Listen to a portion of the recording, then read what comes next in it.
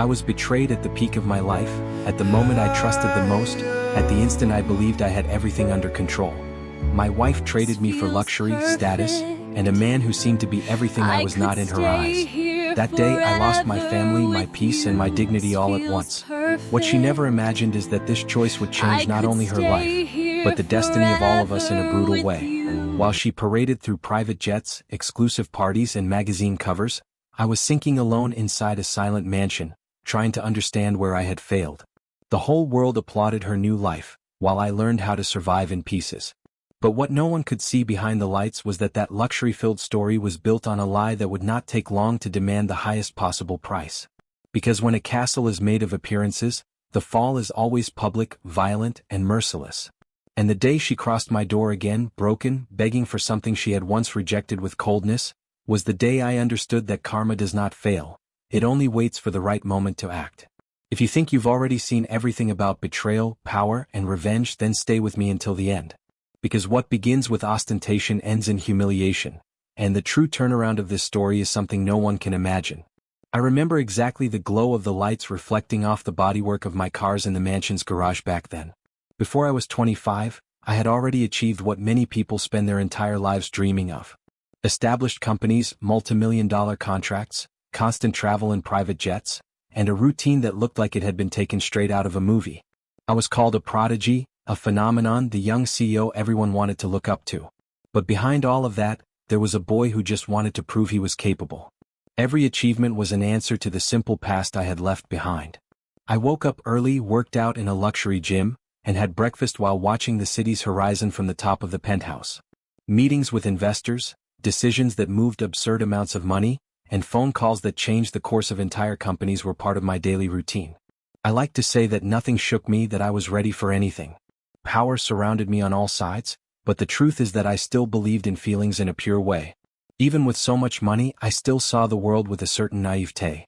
Maybe that was my greatest mistake. Traveling abroad became something common, almost automatic. Paris one week, Dubai the next, New York the following month. The most expensive hotels in the world knew my name, restaurants closed off exclusive tables for me. Friends appeared in droves, invitations to gala events were daily. Everything seemed perfect, complete, absolute. But the higher I climbed, the less I noticed who was truly climbing with me. Back then, I still believed that everyone around me was sincere. The mansion was immense, silent when I arrived late at night. The echo of my footsteps through the luxurious corridors sometimes revealed an emptiness I insisted on ignoring. I had everything, absolutely everything, except someone to truly share that life with. Success brought me recognition, but it also created an invisible abyss between me and ordinary people. I no longer knew who approached me out of interest and who approached me out of affection. And even so, I kept trusting. Did I like to show off? I did. I won't deny it. Not for the money itself, but for the feeling of victory after so many humiliations at the beginning of my career. Every new car was an answer to those who doubted me. Every contract signed was a silent scream saying, I made it. But while I celebrated material achievements, I failed to notice that my emotional choices were being made hastily. I believed I was in control of everything. And that belief blinded me. It was exactly in this setting of absolute success, extreme luxury, and a sense of invincibility that she entered my life. At that moment, I had no idea that this entire empire I was so proud of was about to be shaken not by business, not by financial crises, but by someone who smiled at me in the most enchanting way possible. I met her at an elegant event, surrounded by powerful people and speeches filled with promises. She was stunning, impeccably dressed, with a smile that seemed to know exactly where it wanted to go. When our eyes met, something immediate and intense happened, almost as if the world around us had turned down its volume. We talked for only a few minutes, but it was enough for me to feel that I had found someone unlike anything I had ever experienced. In that moment, I didn't see ambition, I didn't see calculation, I saw only charm. And that was exactly what won me over. On our first dates, she seemed to admire not just my financial status, but my story, my struggles, my invisible scars. I talked about the hard days at the beginning of my career, about the doors that closed, about the sleepless nights. She listened attentively, held my hand, said she was proud of me. That touched me deeply because I was not used to being admired for the man I was, and not just for what I had. Without realizing it, I let my guard down. The relationship moved forward too fast, fast like everything in my life had always been. In just a few months she was already part of my routine, came to my house, knew my friends, appeared by my side at the most important events. Everything felt natural, intense, full of plans and promises. I believed I was living a movie-worthy love story, one that starts at the top and promises to last forever. I could no longer imagine my life without her by my side. When we talked about the future, her eyes would light up when she mentioned trips, children, a life built in the comfort I could provide. I interpreted that as shared dreams, as the enthusiasm of someone in love. It never crossed my mind that behind that sparkle there could be a different motivation. I wanted to build a family, to have someone with whom I could share not only luxury, but also the doubts, fears, and weaknesses that no one saw.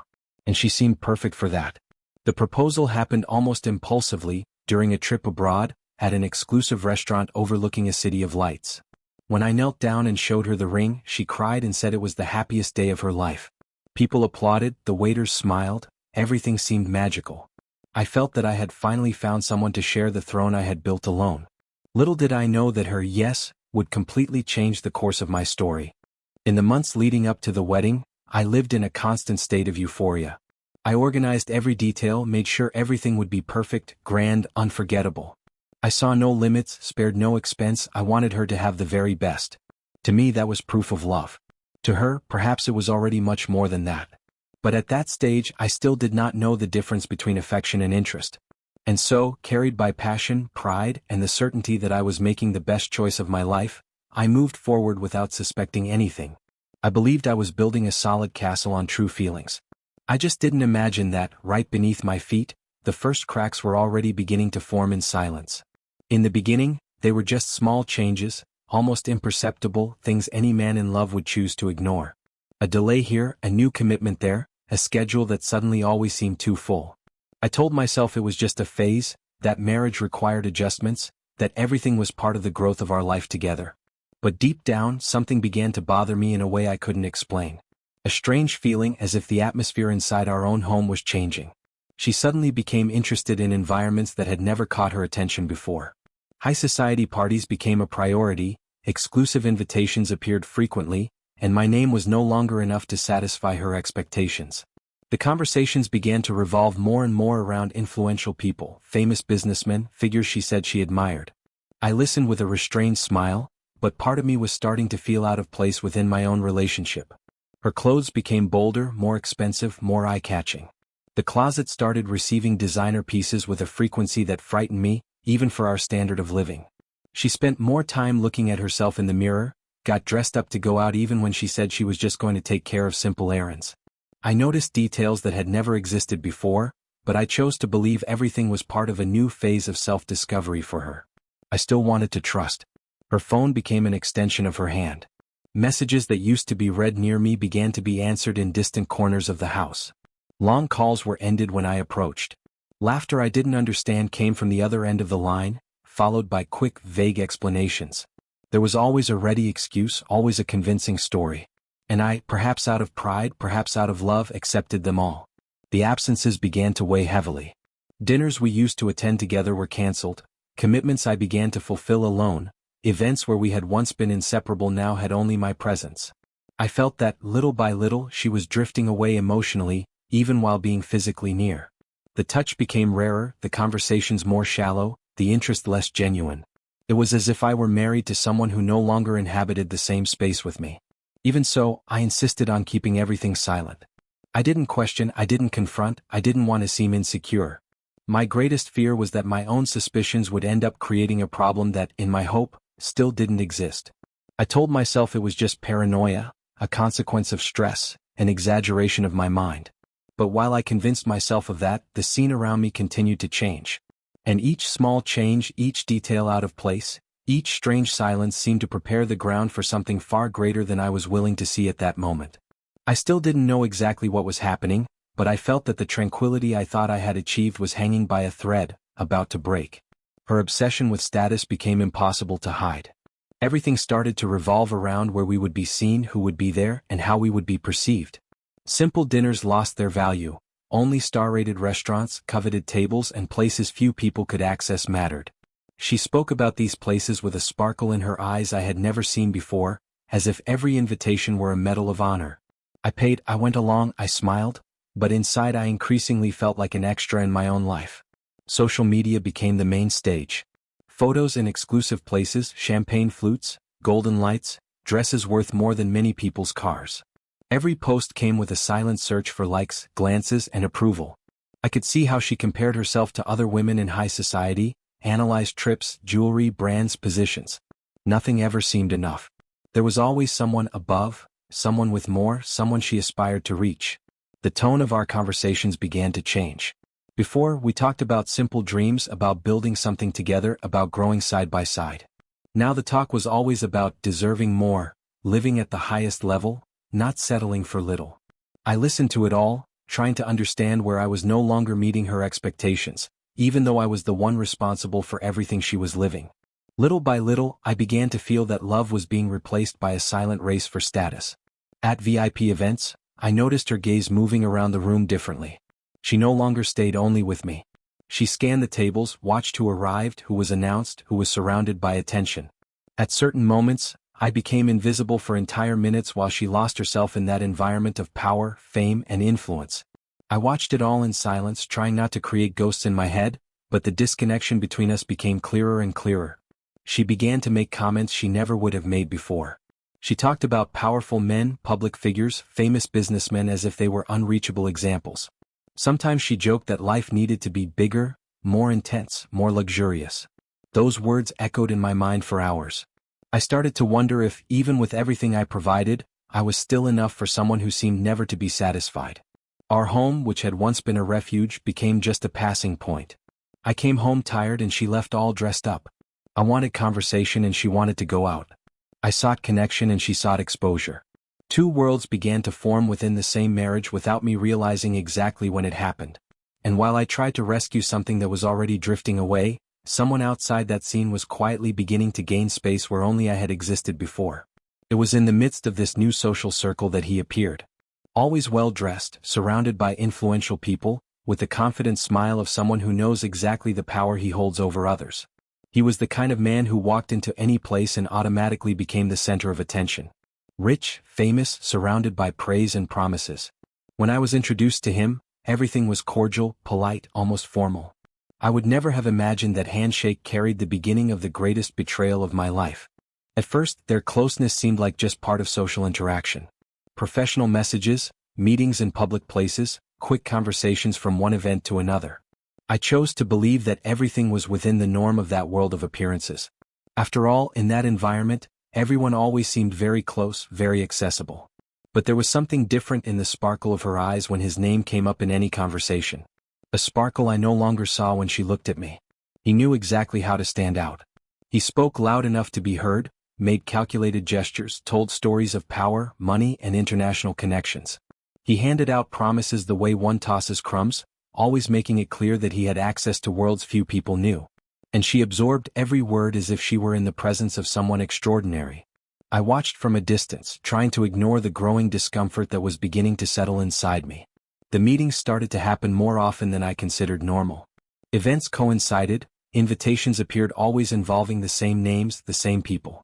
I began to notice patterns that had once seemed random. She got ready with a different kind of dedication, choosing specific outfits for certain places where I knew he would be. I wondered whether that was just vanity or whether there was already something beyond what I was willing to see. Their conversations began to cross the boundaries of the social sphere. Late-night calls, messages at unlikely hours, constant exchanges about business, travel, projects. When I questioned it, she said it was networking, that at that level everything worked like that. And once again I chose to trust, even with the feeling that I was losing space within the very story I had built.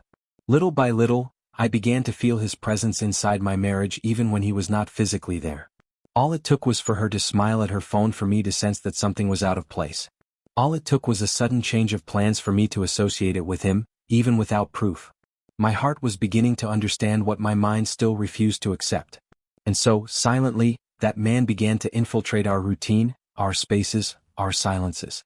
I still had no way to prove anything, still didn't have the courage to confront her, but I already felt that someone powerful was disputing a place that had always been mine. And that dispute, I would soon learn, was far from being fair. The lies began to pile up almost imperceptibly, like small drops filling a glass I refused to see overflowing.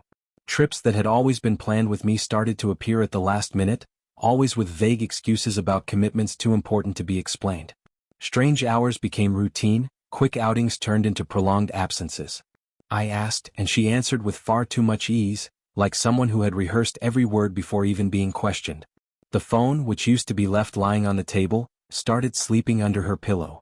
Notifications appeared and disappeared quickly, as if something needed to be hidden before my eyes could reach it.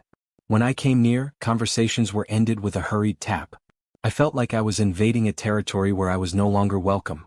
Even so, I still tried to believe it was nothing more than an exaggeration of my tired mind. She began using excuses that didn't connect with each other. One day she said she would be with friends, the next that she needed to handle something alone. Sometimes the stories got confused, the details didn't match, but I pretended not to notice. Part of me was afraid to ask the questions that truly mattered. Because deep down, I knew some answers could destroy everything I was still trying to protect. The work trips became more frequent. Suitcases packed in a hurry, cold goodbyes, silent returns. I observed every gesture, every distant look when she came back. There was no longer the joy from before, nor the curiosity to tell me how it had been. Often she arrived tired, but not from the routine she claimed to have lived. It was a different kind of exhaustion, heavy, loaded with something that was not mine. Secrets began piling up on our own bed. Whispered conversations in the bathroom, passwords changed, apps deleted from her phone. I started living between doubt and denial. I wanted to investigate, but I still didn't have the courage to confirm what my instincts were already screaming. At that moment, the fear of losing seemed greater than the fear of being deceived. I tried to focus on business, but the numbers began to lose meaning. Important meetings were invaded by thoughts I couldn't control. The image of her distant, cold, constantly occupied my mind. I was surrounded by luxury, power, influential people, but emotionally I felt more and more alone inside my own home. And while I pretended to believe every new excuse, while I swept my suspicions under the rug, something even bigger was being built behind my back. The lies were no longer isolated episodes, they were part of a routine carefully designed to keep me in the dark. And that darkness was about to be illuminated in the most painful way possible. The night of that gala began like so many others on the high society calendar. I put on my finest suit, she chose a dress that seemed made to be admired, and we left as the perfect couple in everyone's eyes. Lights, soft music, sparkling jewels, champagne flutes raised in empty toasts. On the outside, everything was beauty and sophistication.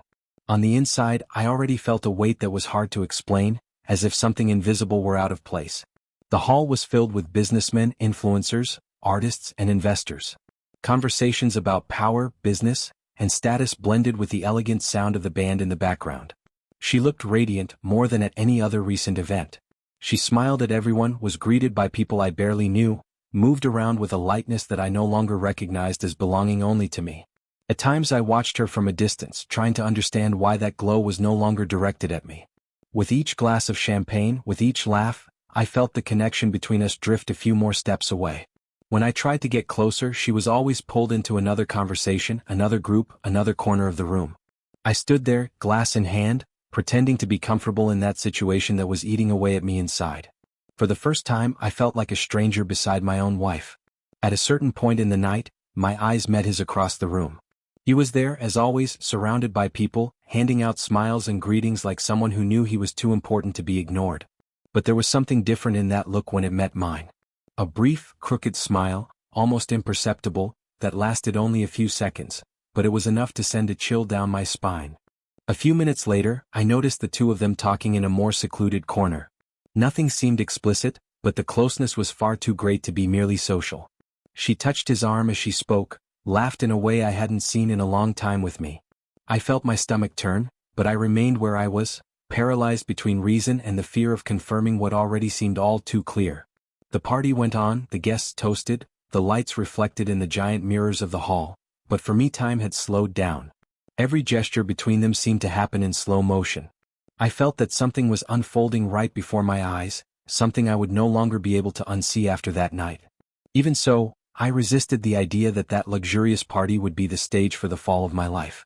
And while the music grew louder, while applause spread through the room and people celebrated yet another night of glamour, I had the sense that behind all that shine a dark truth was already moving in the shadows, ready to reach me in a way I would never forget. The discovery didn't come all at once. It came in pieces like slow blows I was still trying to avoid. First, a name repeated too often in the notifications on her phone. Then, schedules that matched with almost mathematical precision. Until one silent dawn, something inside me decided I could no longer pretend. When I saw her phone vibrate on the nightstand while she slept, I knew that would be the moment that would divide the before and the after of my life. The message was short, direct, with no concern for what it could cause. It wasn't the language of friends, it wasn't business talk, it was pure intimacy. My entire body went cold as I read each word with my breath held. Right after that, older messages appeared, hidden photos, audio recordings that left no room for doubt. Scheduled meetings, planned trips, hotel rooms I recognized from cities we had already traveled to together. Each piece of evidence was a slow stab. My heart pounded, my hands trembled, my mind refused to accept the reality spread out before me. I wanted to wake up from that scene, erase it all as if it were a nightmare. But it was too real, too concrete, too painful to ignore. The powerful man, the confident smile, the luxury-filled events. Everything made sense now. I continued investigating in silence for days. Copies of conversations, location records, reservations at luxury hotels on dates when she said she was traveling for work. Each new discovery confirmed what I feared most. The woman who shared my bed, my home, my name, also shared secrets with another man while looking me in the eyes every day. The humiliation was greater than the pain.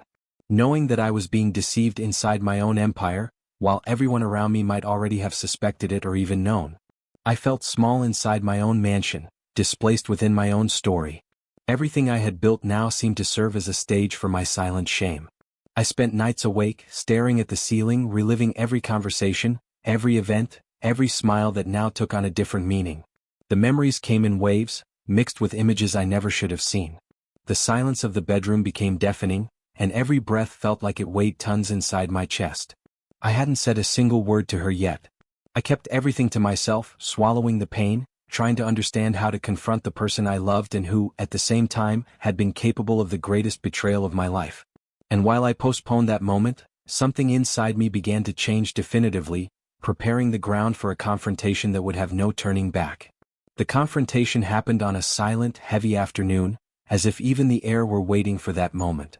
I asked her to talk without raising my voice, without letting the volcano burning inside me show. We sat face to face in the living room of our own home, surrounded by everything that had once symbolized our union. My hands were steady on the table, but my heart was beating so hard I could hear it in my ears. I didn't want to scream, I wanted the truth.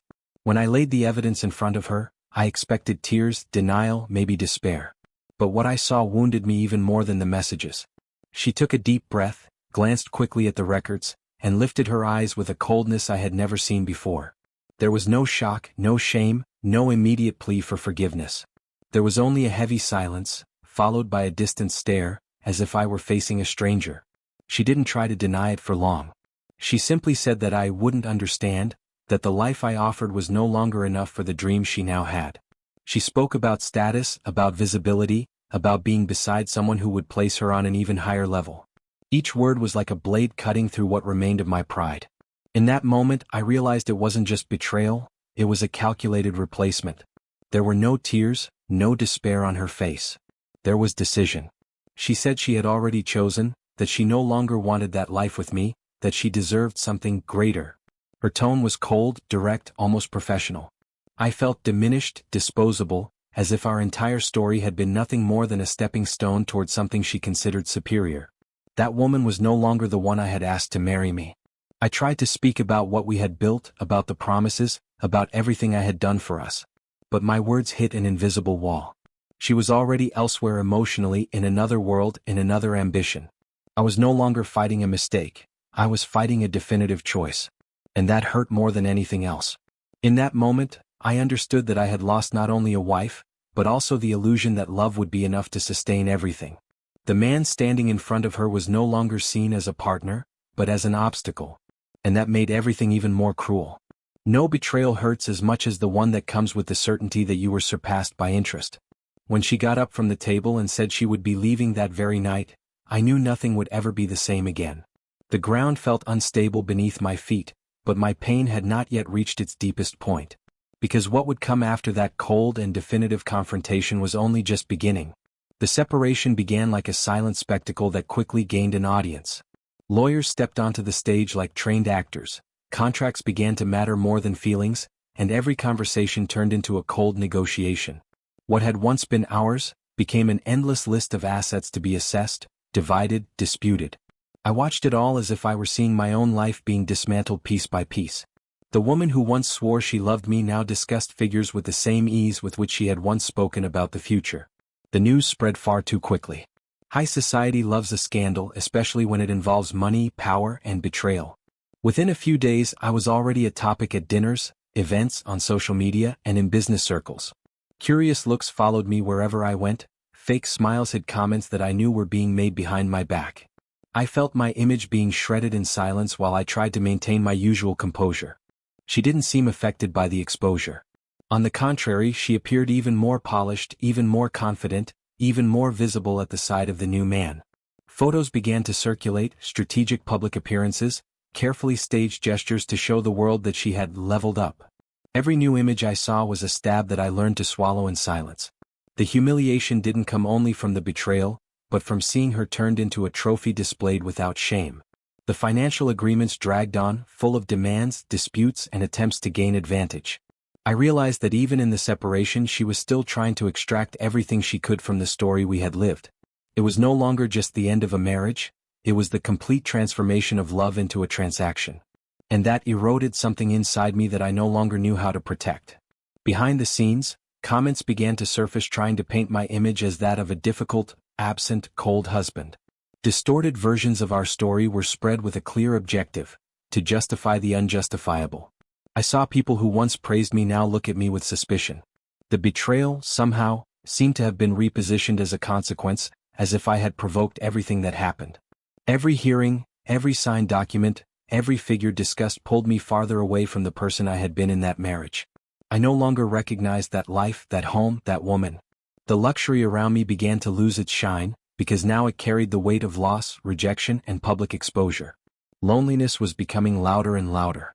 And while I crossed this minefield of lawyers, gossip, and the destruction of my image, she paraded a new life before the eyes of the world.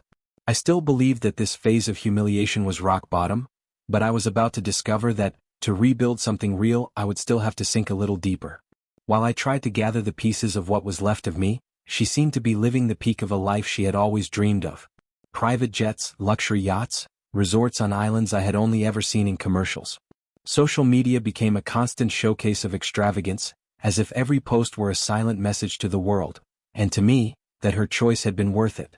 I looked at those images trying to keep emotional distance, but every smile of hers beside the new man cut through me like a blade. The parties now took place on the open sea in even larger mansions in places few people could access. Exclusive dresses, gleaming jewelry, rare champagnes. Everything seemed more grand, more exaggerated, more distant from the woman who once shared with me a simple life of dreams. That version of her seemed designed to be displayed, admired, envied. And the man at her side appeared as the definitive passport to that new universe. Magazine covers began to appear. Posed photos, carefully edited interviews, headlines about luxury, success, and social rise. In none of those spaces was there room for the word betrayal, only for a carefully constructed narrative of glamour and power. I wondered how many people could see the real price behind those images. How many knew what had been destroyed so that that showcase could exist. Meanwhile, I faced my days in silence. The mansion remained far too big, far too empty, far too cold. The objects stayed in the same places, but everything felt out of alignment. The luxury that once fulfilled me now only echoed my loneliness. From afar, I watched her life move forward as if it were behind an untouchable display window, while I swallowed my pain inside walls adorned with everything I had once built for both of us. Some people drifted away from me, others approached out of curiosity. Very few truly wanted to know how I was. I quickly learned to smile out of politeness, to answer that I was fine, even when everything inside felt like it was collapsing. The world kept turning, business went on, but emotionally I was stuck at the same point where everything had fallen apart. At times, I caught myself reliving old moments, trying to understand exactly where everything had begun to crumble. Whether it was in the first distant look, the first party without me, the first lie.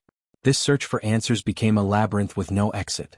And while I lost myself in those questions, she continued to rise in the public eye, as if she had conquered the definitive summit of life. But behind all that perfect exposure, something invisible was beginning to move silently. Something she had not yet noticed, something the glare of the cameras did not show. And I, even wounded, was about to feel something I hadn't felt in a long time. The strange sensation that her ascent might not be as solid as it seemed. The emotional collapse came silently, stealthily, like a disease that settles in without giving clear signs at first. The nights became far too long, sleep came in fragments, and my thoughts never shut off. I lay down exhausted, but my mind remained at war, reliving scenes, words, glances. The silence of the mansion was no longer just empty, it was oppressive. Every room seemed to carry the memory of what we once were. During the day, I tried to throw myself into work as an escape, but my concentration was no longer the same. Important meetings became blurs, numbers lost their meaning, decisions I once made in seconds now demanded an absurd effort. I was physically present but absent inside. My partners began to notice something different, but I avoided any conversation that might expose the chaos I tried to hide behind a firm posture. Loneliness began to take up a space that once seemed impossible within my reality of luxury. I had employees, staff, drivers, security, but I had no one beside me at night when the weight of the betrayal returned with full force. Success had never felt so insufficient. I was beginning to understand, in the cruelest way possible, that money does not fill the void left by destroyed trust. At times I thought about giving up everything, not on business but on myself, on continuing to fight that relentless pain. It was as if each new morning required an effort I no longer knew where to find. I felt weak for the first time in my life, vulnerable in a way I had never allowed myself to be. The image of the invincible CEO no longer made sense when I saw myself broken inside. My health began to show warning signs. Loss of appetite, constant fatigue, anxiety attacks that appeared without warning. My body started to reflect what my mind could no longer hide. Doctors, tests, warnings disguised as advice. I listened to it all, but I was still trapped in the moment when my story had been torn in half. The present felt like nothing more than an interval between painful memories. It was then that, on an especially difficult dawn, alone on the living room couch, staring at the city through the glass window, something inside me began to change slowly. I was still at rock bottom, but for the first time since the separation I didn't feel only pain. I felt a different kind of exhaustion, a limit being reached. And without realizing it, that limit was beginning to turn into the seed of something I still didn't know how to name. The turning point did not come as a grand spectacle, nor as a heroic decision made in front of a mirror. It came in silence, almost imperceptibly, on an ordinary morning when I woke up too tired to keep feeling sorry for myself. For the first time in months, I didn't think about her when I opened my eyes. I thought only about the emptiness I had allowed to take territory inside me. And that bothered me more than any betrayal. I walked through the house in silence, looked at everything with different eyes. The works of art, the expensive furniture, the vast corridors. Everything was intact, except me. In that moment, I understood that I had allowed something far more valuable than a marriage to be destroyed, my own identity outside that relationship. I had become the betrayed husband, the abandoned man, the topic of conversation. And that could not be my final destination. I returned to the company that day with a different posture, still without fully realizing what was happening inside me. For the first time in months, I truly wanted to be there. I reviewed projects, demanded results, proposed changes. My partners were surprised by that sudden energy, that focus that seemed to have been switched off and on again. I was still wounded, but a dormant part inside me was beginning to awaken. I began to train with more intensity, not just for the body but for the mind. Gym before dawn, long runs, earlier nights. Every drop of sweat seemed to wash away a little of the pain I had carried for so long. I no longer wanted just to survive the days, I wanted to dominate them again.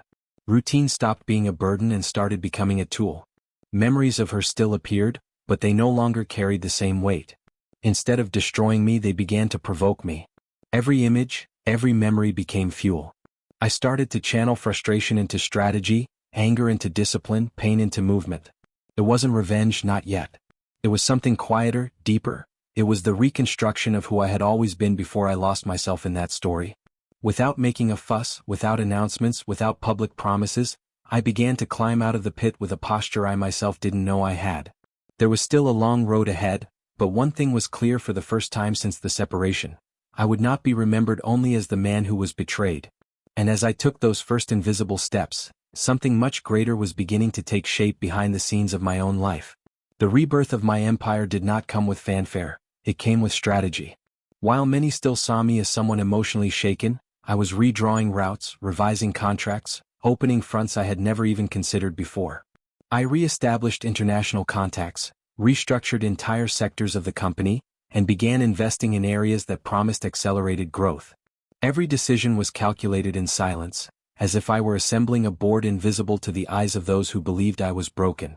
I closed partnerships that completely changed the level of my business. Companies that had once seen me merely as a promising young man began treating me as an unquestionable powerhouse. The numbers reacted quickly, almost aggressively. Revenues doubled, new branches appeared in other countries, my name began circulating again in the backstage of economic power with even greater force than before. I was not just recovering. I was surpassing everything I had ever built. The routine became intense again, but now with a different purpose. I no longer worked to prove something to anyone, I worked to reclaim myself. Every goal achieved was a step away from the man who had let himself sink into pain. Every contract signed was a reminder that I still had control over my destiny. Focus replaced suffering in an almost brutal way, but an absolutely necessary one. Invitations to events returned in full force. Business dinners in different capitals, meetings with top-level investors, private encounters in five-star hotels.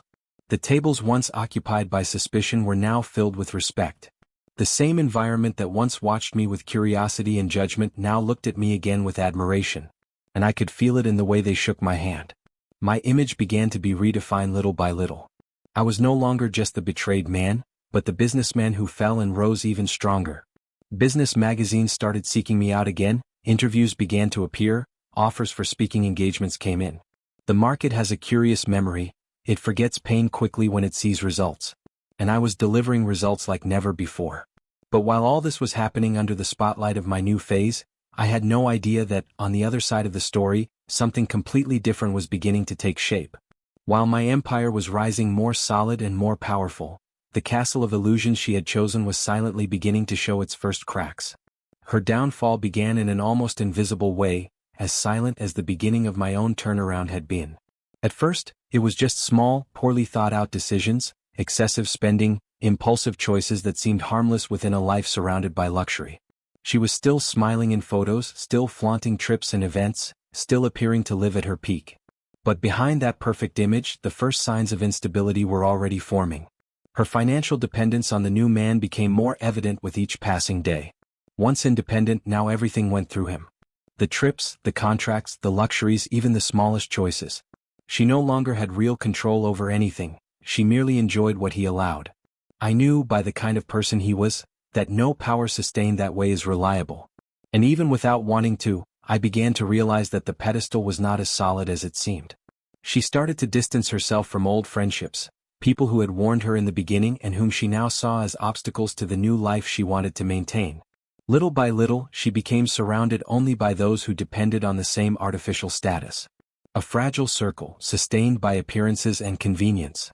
When the shine began to fail, I knew many of those smiling faces would quickly disappear. The comments also changed. If before people drooled over the powerful couple, now discreet whispers began to arise, sideways questions, suspicious looks. Nothing explicit yet, but I knew that environment too well to not recognize when admiration starts to give way to distrust. The elite world is cruel to those who cease to be untouchable. And she had not yet realized that her image was beginning to wear down. The trips began to have strange gaps. Front row events started to turn into less frequent invitations.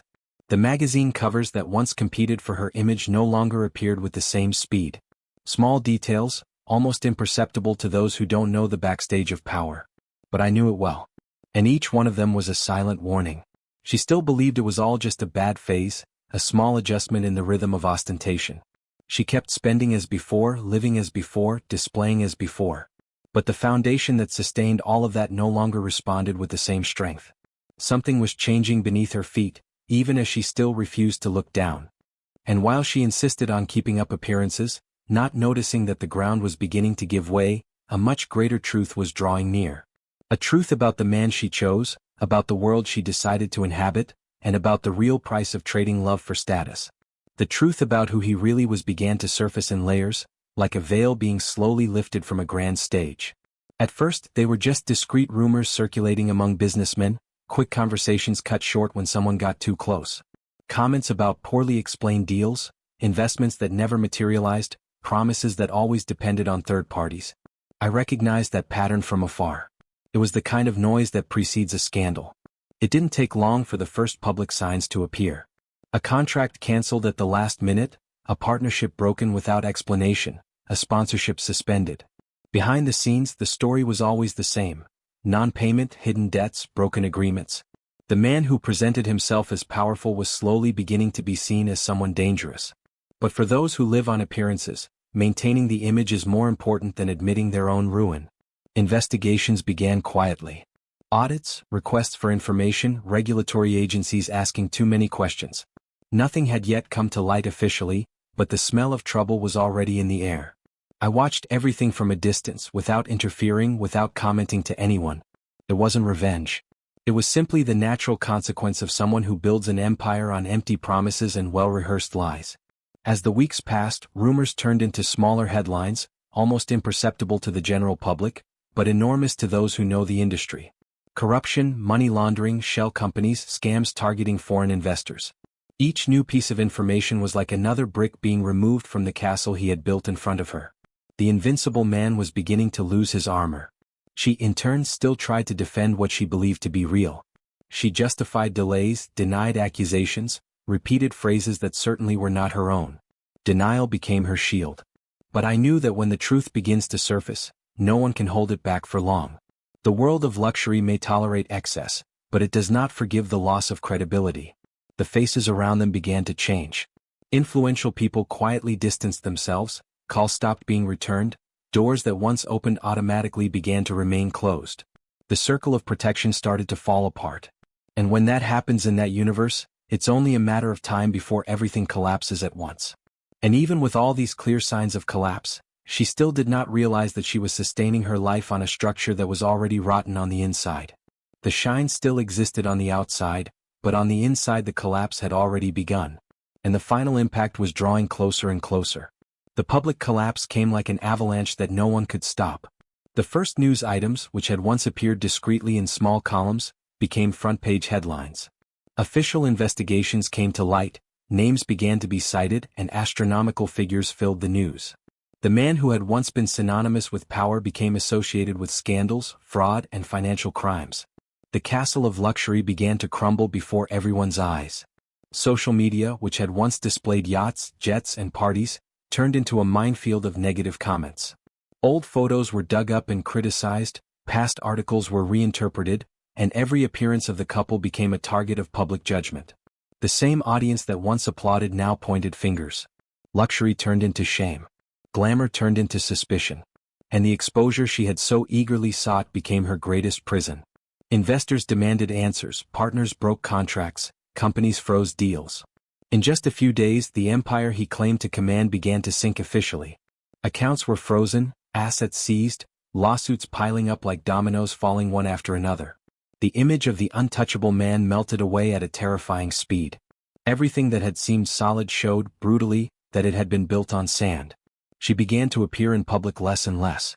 When she did, there was no longer the same sparkle in her eyes, nor the same confidence in her gestures. The dresses were still expensive, but her posture no longer supported the character she had created. Her smile was brief, tension visible in her shoulders, fear stamped into details she had once hidden perfectly. Party friends disappeared quickly. Invitations stopped. Doors closed. The same environments that had once competed for her presence now pretended she had never existed. High society is quick to elevate, but infinitely quicker to abandon those who cease to be useful. For the first time, she began to feel the real weight of having bet everything on an image. The media began to mention her name in connection with the scandal, even if indirectly. They linked her image to the investigated companies, the suspicious trips, the dangerous relationships. The woman who sought fame was now remembered for something very different from what she had envisioned. And the more she tried to remain silent, the louder the noise around her life grew.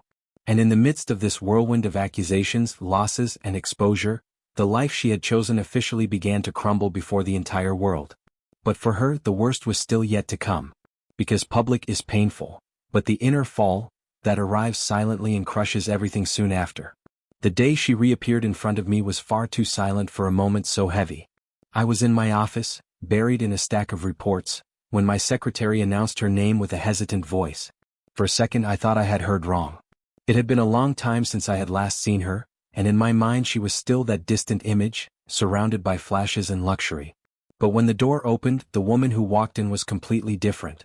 She was thinner, her eyes sunken, the tired gaze of someone who had lost her footing. Her clothes were still nice, but they no longer had the shine they once did. Something was missing in her posture, in her confidence, in the way she walked. She seemed smaller, diminished by her own story. I remained seated, watching in silence, trying to recognize in that figure someone who had once been such an intense part of my life. She took a while to speak. She took a deep breath, as if every word required effort. She said my name in a different way, softly, without the tone of certainty that had hurt me so deeply before. She tried to smile, but the smile faded halfway. For a moment, I saw a woman who no longer had allies, nor protection, nor that world of luxury to sustain her. Just someone alone in front of the consequences of her own choices. I listened as she told, in fragments, what had happened after the collapse. Frozen accounts, seized assets, vanished friends, closed doors. The man she believed to be invincible was now facing lawsuits and could no longer protect her from anything. The life she had chosen dissolved far too quickly, and she was left without ground, without status, without direction. Every sentence carried regret hidden between the words. As she spoke, I didn't feel the anger I once imagined I might feel someday. I felt something stranger, quieter, a mix of pity, disbelief, and distance. It was like looking at someone who belongs to an old story, but no longer belongs to my present. I could see the weight she carried, but I also clearly saw that this weight was the result of choices that had nothing to do with me. She avoided looking at me for long. Her eyes drifted up and down as if searching the floor for an answer she already knew. At a certain point, silence took over the room. There was nothing left to explain, nothing left to justify. Everything was exposed now, not in the headlines but in her own fragile presence before me. And there, in that unexpected reunion, I understood that the worst part of a fall is not losing money, nor status, nor image. It is losing your very identity in the middle of wrong choices. But I still didn't know the true reason for that visit.